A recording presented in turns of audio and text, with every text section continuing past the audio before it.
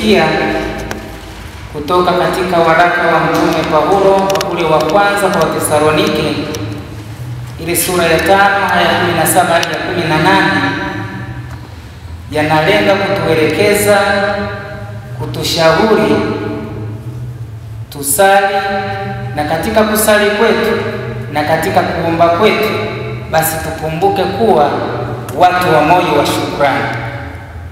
Na mada itakayotuongoza ni tunaombwa kuwa na moyo wa shukrani, kama Mtume Paulo alivyowafundisha hao watu wa Tesaloniki.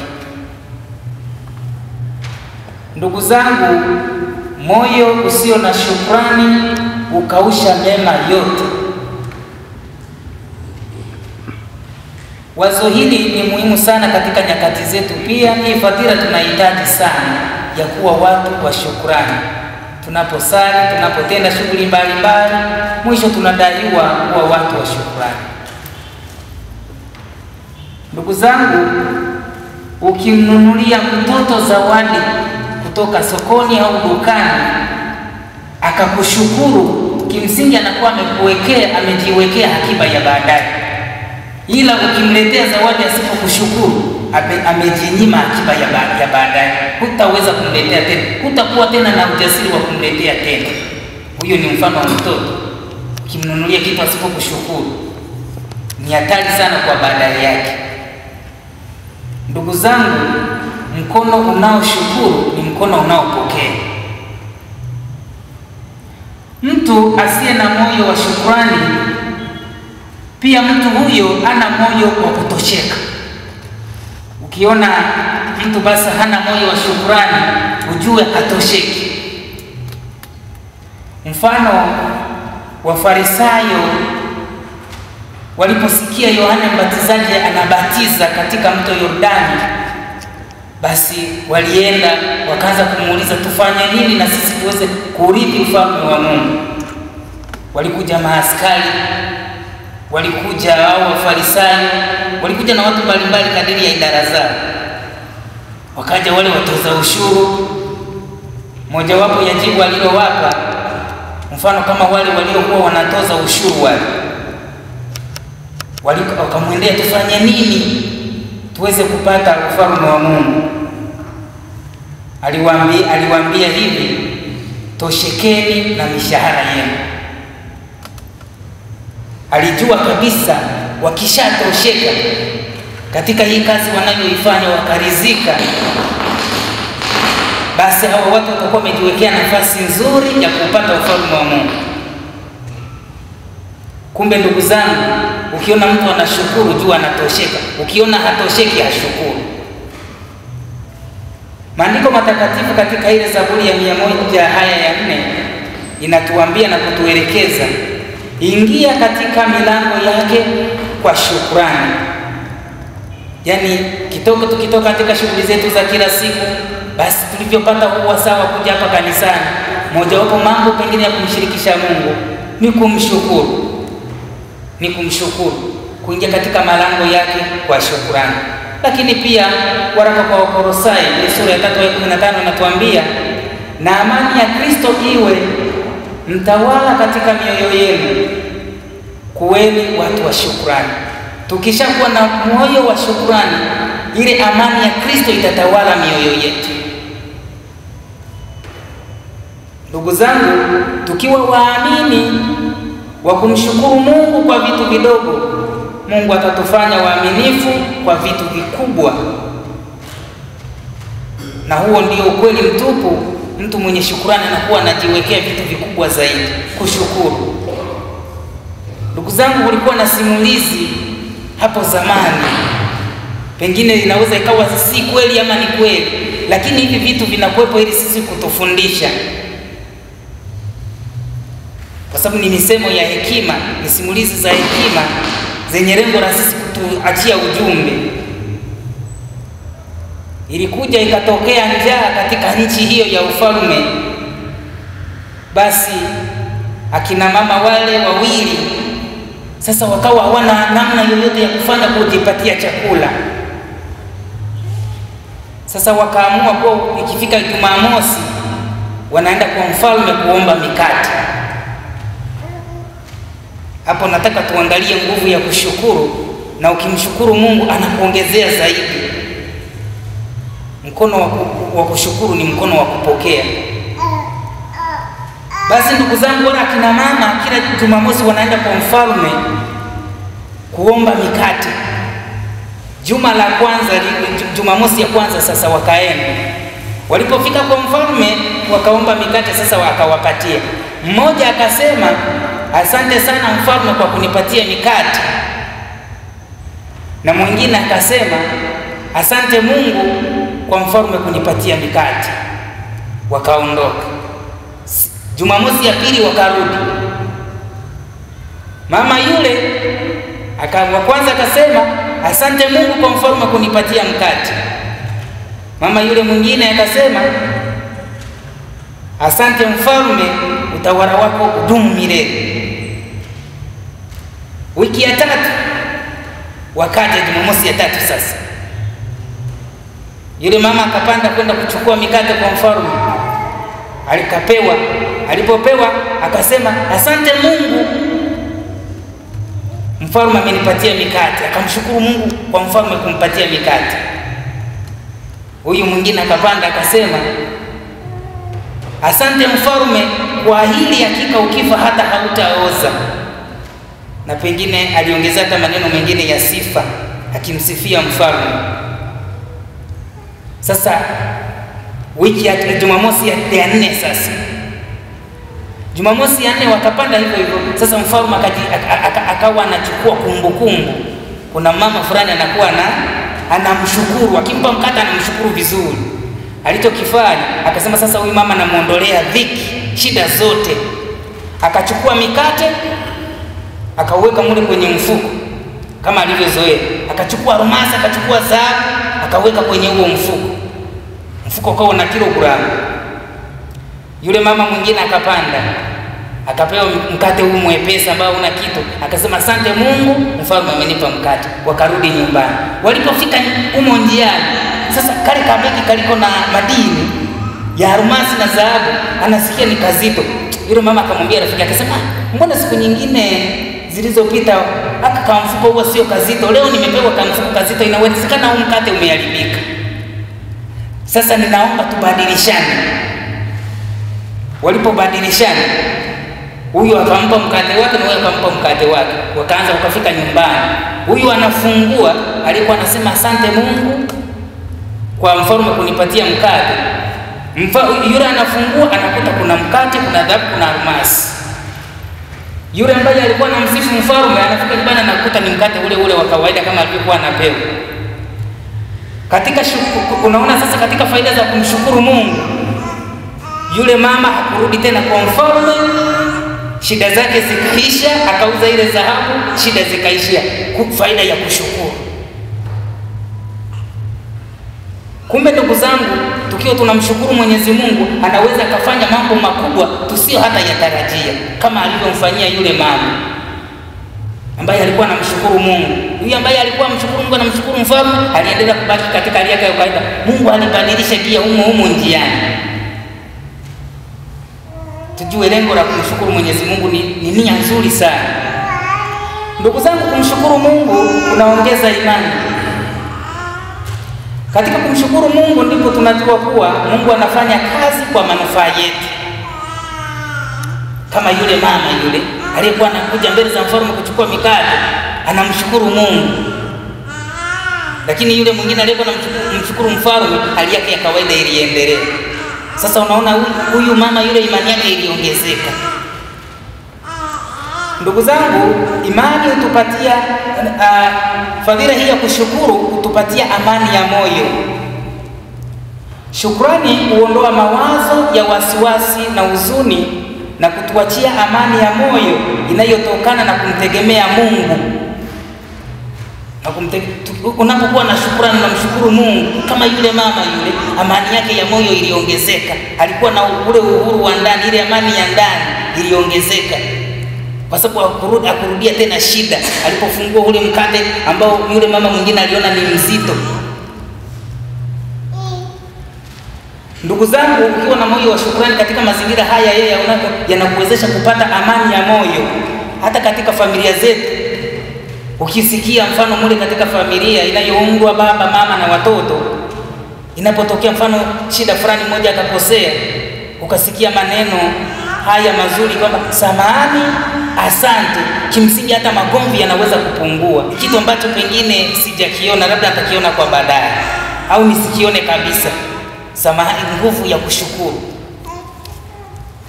Ndugu zangu, kushukuru kunaongeza furaha kwa makubwa Mungu anayotutendea. Unaposhukuru hata furaha inaongezeka. Naona yule mama aliyekuwa katika shida anamshukuru Mungu, furaha yake iliongezeka. Alipata mkate wenye madini ndani yake. Sasa kuna simulizi nyingine katika nchi ya Nigeria. Ndugu zangu, katika takwimu inaonyesha nchi ya Nigeria kwanza ni nchi yenye walemavu wa viungo sana katika Afrika, nchi ya Nigeria. Sasa alipopo tajiri mmoja, basi tajiri muuza mafuta katika nchi ya Nigeria, anasambaza mafuta kama unavyoona huko hizi sheli zote. Basi hizi sheli zote mnazoziona sasa kule, unakuta Nigeria sasa ni tajiri mmoja ndiye anasambaza mafuta. Sasa huyo tajiri akawa katika maisha yake anatafuta furaha, yani akifanya kitu fulani kimpatie furaha. Anatafuta, anawekeza mashamba makubwa, anawekeza viwanda vikubwa, lakini bado furaha haipati. Anafanya vitu vikubwa pale nyumbani kwake, anawapeleka watoto wake shule nzuri, lakini bado furaha haipati. Siku moja basi akajitokeza mtu humo kijijini, akasema pale kuna kituo cha kulea watoto vilema. Basi akasema sasa tunaomba msaada tuweze kuwapelekea zile wheelbarrows za wanapokaa, zina matairi hivi wanazungusha, wanakuwa wamekaa wanazungusha, nadhani mnazifahamu. Basi wakamwomba huo msaada, huyo mtu akamwomba tajiri huo msaada. Sasa tunaomba msaada huo, watoto wetu waweze kuwa wanakaa wanaweza kutembea kwa hizo wheelbarrow, hizo wheelchair hizo. Basi tajiri akakaa akafikiria, akasema sawa, mnataka hizo wheelchair ngapi hizo? Akasema 200 ndio zinahitajika katika kituo hicho. Basi tajiri akaenda akakaa chini akafanya mahesabu yake, akaona inawezekana. Akasema sasa mje mchukue, mradi wenu basi umekubalika, hivyo viti vya walemavu mje mvichukue. Lakini hizo zote zilikuwa ni mojawapo ya juhudi za tajiri, anataka kupata furaha ila hajawahi kuiona, na hicho ambacho anaenda kukifanya huko jibu huo mradi ni kama sehemu ya kutafuta furaha, anaona kama ataipata sasa. Basi akawa amefanya hivyo. Yule aliyekuwa amemwomba huo msaada akamwambia sasa siku ya kuvikabidhi hivi viti hivi vya kutembea hivi, twende wote na wewe uwepo. Akasema basi ngoja nipange ratiba yangu, ikiwa nzuri basi tutakwenda. Tajiri akapanga ratiba, ikakaa vizuri. Siku ya kukabidhi hiyo viti ikafika, wakaenda naye na huyo tajiri akafika. Alipofika pale basi akakabidhi vile viti kwa watoto wale walemavu. Wakavipokea kwa furaha, kwa moyo wa shukrani kabisa wale watoto walemavu. Sasa wakati wanaaga wanaondoka, kitoto kimoja kimekalia kile kiti kinazungusha hivi mitairi yake, anamuelekea huyo tajiri. Si mnajua wa Nigeria wanavaa vile vinguo vikubwa hivi kama majoho. Sasa nasikia kitoto kinamvuta huko kwa nyuma hivi. Kilipomvuta sasa yule tajiri akageuka akakiona mlemavu huyo mtoto huyo. Sasa huyo tajiri akainama kumsikiliza, akasema unasemaje mwanangu? Yule mlemavu akamjibu, ninataka nikuangalie mara mbili niikariri vizuri sura yako, ili tukifika huko mbinguni nikushukuru tena. Yule tajiri alifurahi, alisema kwa vitu vyote nilivyofanya dunia hii, basi hata Mungu akinichukua inatosha. Kwa furaha hii, kwa shukrani hii niliyoipa ya aina hii, zote nilizokuwa nafanya ni 9, hii ndio 10. Hata Mungu akinichukua sina la kuidai dunia. Unaona sasa tajiri anaweza kutufundisha nini? Alifanya shughuli zote, alikuwa hajawahi kuona furaha, lakini alipokutana na huyu mtoto mlemavu kwa kumpa ule msaada, akasema nataka nikuangalie mara mbili, sura yako niikalili, nikushukuru hapa duniani na nikukutana nawe huko mbinguni nikushukuru tena. Kwa hiyo unaweza ukaona nguvu ya kushukuru. Yule tajiri alifurahi sana, akasema hii ndio yenyewe kushukuru. Kushukuru kunatuleta karibu na Mungu kwa kutufanya tutambue ukuu na upendo wake maishani mwetu. Tunaposhukuru tunatambua ukuu wa Mungu. Bila kushukuru pengine tunaweza tusitambue hata ukuu wa Mungu, tusitambue uwezo wa Mungu, lakini katika kushukuru unaweza ukatambua ukuu wa Mungu, upendo wa Mungu, wema wa Mungu, unatambua, unapata hiyo nguvu. Kama baba mmoja naye Mungu alimjalia maisha mazuri. Baba huyo alikuwa ni mzee wa miaka 70. Akarazwa hospitali. Alipolazwa hospitali, basi si mnajua pale huwa kuna zile oxygen, yani mzee akishaanza kifua tena akipumui vizuri, wanamwekea ile oxygen ile ya kwenye kimashine fulani, unamwekea hivi. Sasa walimwekea kwa siku 3. Baadaye wakamletea bili karibia inaenda milioni 10. Yule mzee alikuwa na shida, alikuwa na maisha mazuri, alikuwa tajiri mzuri. Walipomletea hiyo bili akaanza kulia. Alipoanza kulia, yule daktari alikuwa anamhudumia akasema, mzee mbona unalia? Bili imekuwa kubwa, au uwezi ukalipa? Huyu akasema, yule tajiri akamjibu, hapana, sio kwamba ninashindwa kulipa hii bili, ila ninalia kwa sababu nimeishi miaka 70 sijawahi kumpa Mungu shukurani yoyote ya kutumia hewa bure. Leo nimetumia kwa siku 3, nimechajiwa milioni 10. Hicho ndicho kinachoniliza. Sijawahi kumshukuru Mungu miaka 70 kwa hewa ninayoitumia tu bure, ila siku 3 tu. Basi unaweza ukaona nguvu ya kushukuru. Mzee huyu alimshukuru Mungu katika hali yake mbaya, kwa mazingira aliyokutana nayo, kushukuru. Sasa sisi tusisubiri kukumbushwa kwa mazingira haya, kushukuru. Shukrani ulinda moyo usipotoshwe. Shukrani, unapokuwa unashukuru unalinda moyo wako usipotoshwe na mielekeo ya dunia hii isiyofaa. Moyo wa kushukuru utuondolea kiburi, utuondolea kujikweza, utuletea unyenyekevu na utumishi unaongezeka mara baada ya kuona kila ulichonacho na unachokipata na unachokipoteza. Jibu la mtu wa shukrani ni mapenzi ya Mungu yatimizwe. Kwa kila unachokipata, kwa kila unachokipoteza, mapenzi ya Mungu yatimizwe.